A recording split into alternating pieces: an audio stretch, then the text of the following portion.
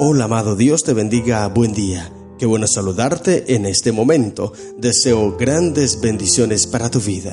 Hoy quiero invitarte a estudiar la palabra del Señor. Nos corresponde leer el capítulo número 7 del libro del profeta Jeremías. Y a este capítulo, o a este discurso, a este sermón, se le conoce como el sermón del templo, el discurso del templo.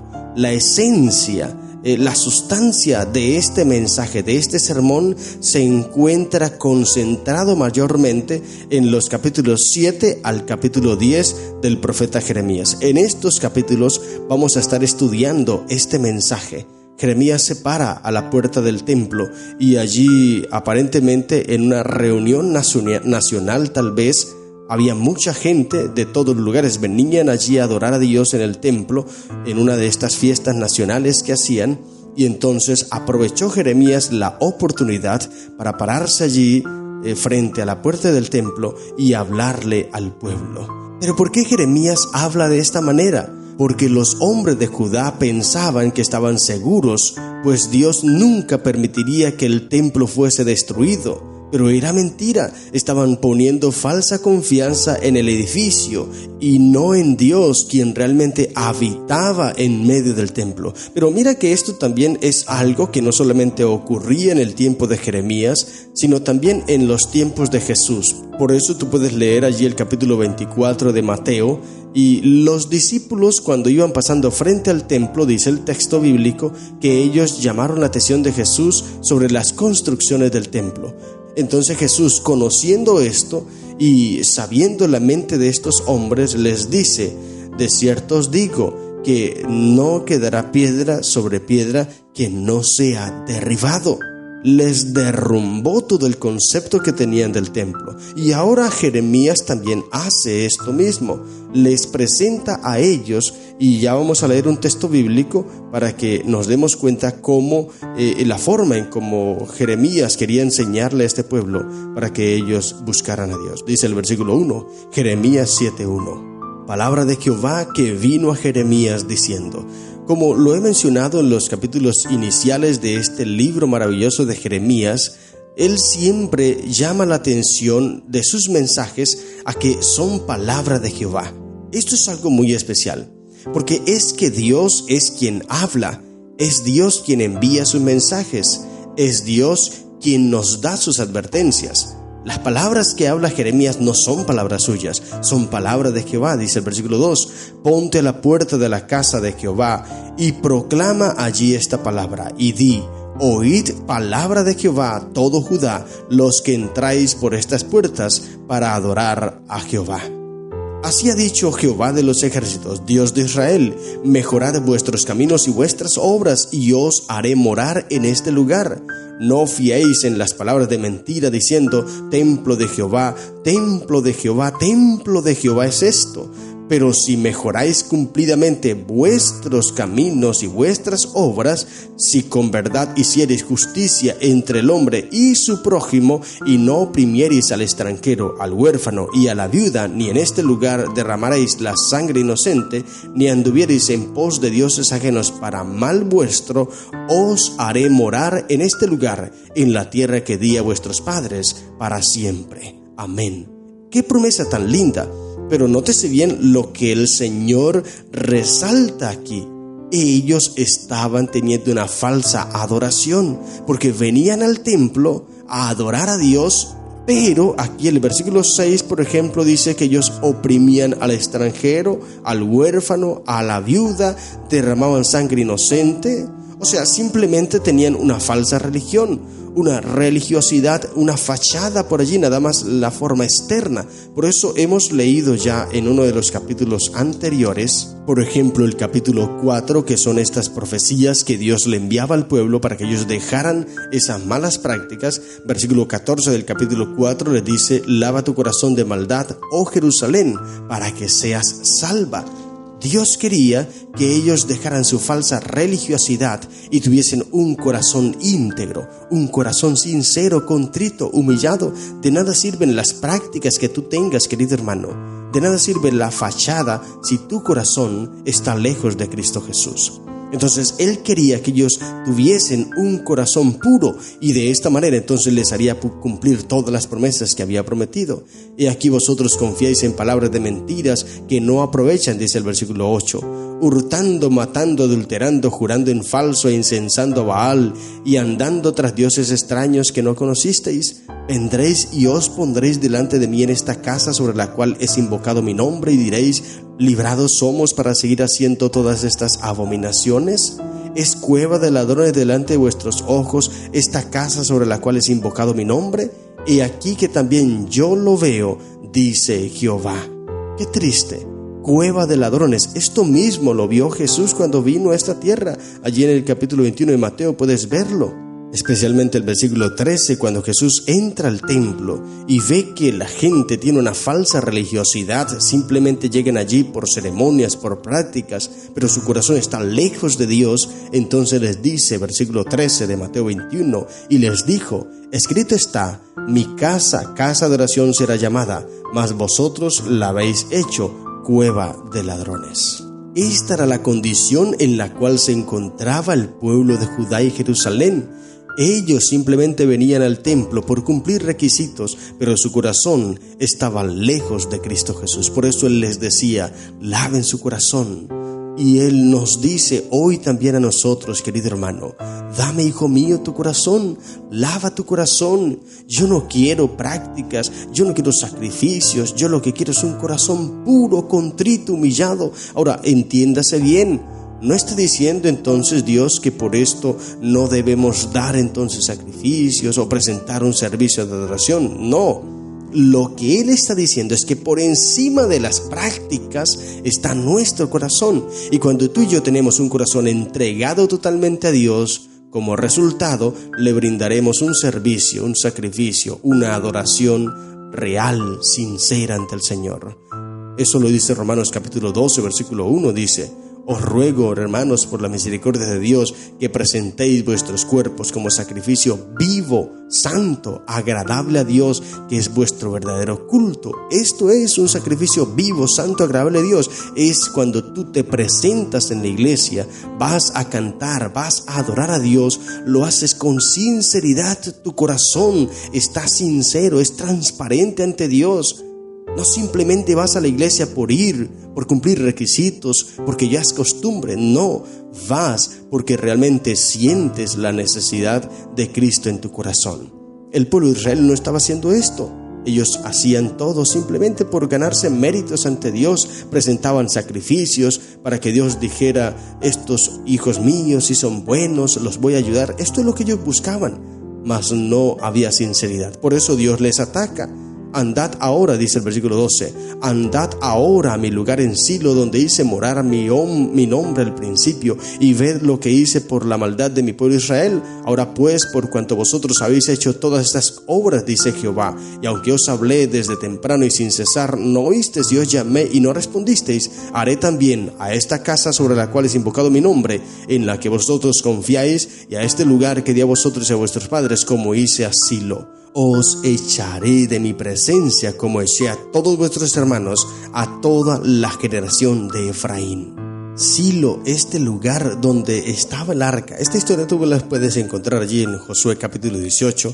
Puedes ver cómo ellos erigen un altar, un lugar donde Dios decide implantar el templo. Luego en el primer libro de Samuel capítulo 4 versículo 1 al 11, allí se ve la historia triste cuando el pueblo de Israel es derrotado allí y el arca del templo de Jehová es tomada por los filisteos. Ahora, ¿por qué esto es así?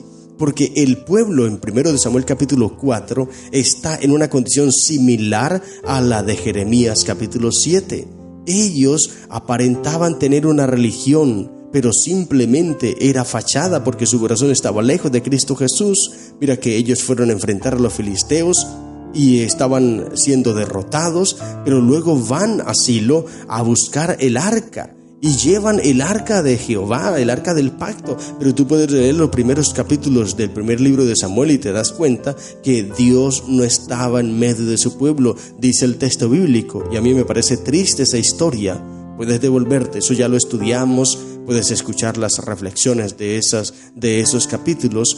Pero allí dice el texto bíblico que en aquellos tiempos escaseaba la palabra de Jehová, no eran frecuentes las visiones. Y no es porque Dios no quisiera hablar, sino porque el pueblo no tenía una condición espiritual para recibir los mensajes de Dios, no estaban capacitados, preparados, estaban lejos de Cristo Jesús.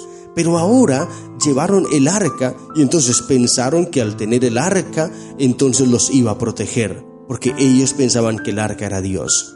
Pero Dios no estaba en medio de ellos, era simplemente una fachada. La religión de ellos era una fachada y por eso fueron derrotados. Ahora mira que Jeremías hace referencia a esa historia, a eso que sucedió allá, para decirles que lo mismo les pasará a ellos hoy, porque están poniendo toda su confianza en el templo.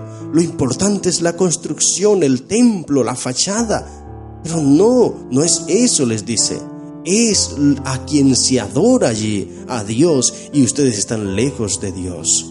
Por eso les dice: os echaré de mi presencia, versículo 15, como eché a todos vuestros hermanos, a toda la generación de Efraín. Tú pues no ores por este pueblo, ni levantes por ellos clamor ni oración, ni me ruegues, porque no te oiré. Qué cosa tan dura, querido hermano.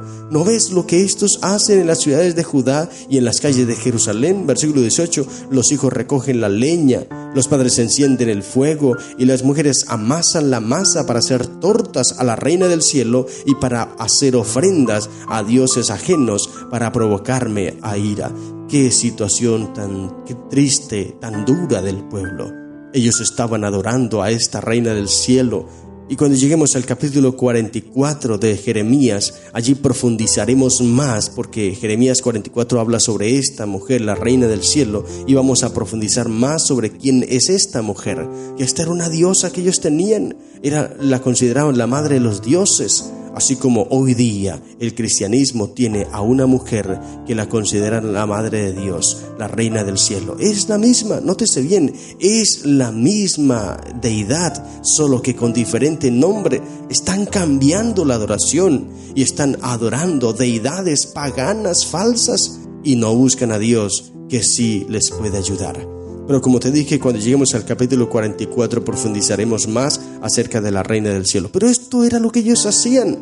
Adoraban a la reina del cielo, pero cuando iban al templo de Jehová, pretendían adorar a Jehová. Por eso es que Dios entonces les dice: no quiero más eso. Y ahora el versículo 21 en adelante viene el castigo de la rebelión de Judá. Dice: así ha dicho Jehová de los ejércitos, Dios de Israel: añadid vuestros holocaustos sobre vuestros sacrificios y comed la carne, porque no hablé yo con vuestros padres, ni nada les mandé acerca de holocaustos y de víctimas del día que los saqué de la tierra de Egipto.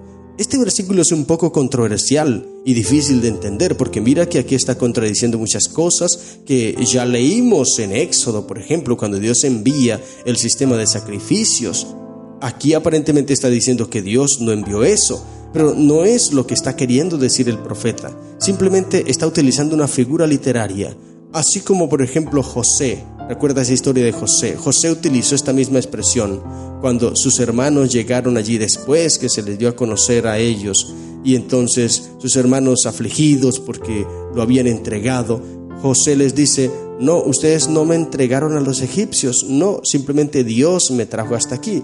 Pero no fue así, literalmente sí, los hermanos de José los vendieron, pero José le está diciendo: no fueron ustedes los que me vendieron, queriéndoles dar a entender que había un propósito con esto. Puedes encontrar también en Hechos capítulo 5, cuando Pedro le dice a Ananías y Zafira, le dice: no has mentido a los hombres, sino a Dios. O sea, lo que está queriendo decir aquí el profeta Jeremías no es que Dios no haya enviado a que le adoren o que ofrezcan sacrificios, no, sino está dando a entender que el propósito primordial de Dios no eran los sacrificios, sino la ley de Jehová en el corazón. Y como resultado entonces ellos le ofrecerían sacrificios, porque por encima de esto estaba la ley de Jehová. Por eso les dice: laven su corazón. Porque de nada sirve que tú ofrezcas un sacrificio, de nada sirve que tú derrames sangre, de nada sirve que tú te presentes ante el Señor y te arrodilles y dures 3, 4, 5 horas allí arrodillado, que te salga sangre de las rodillas,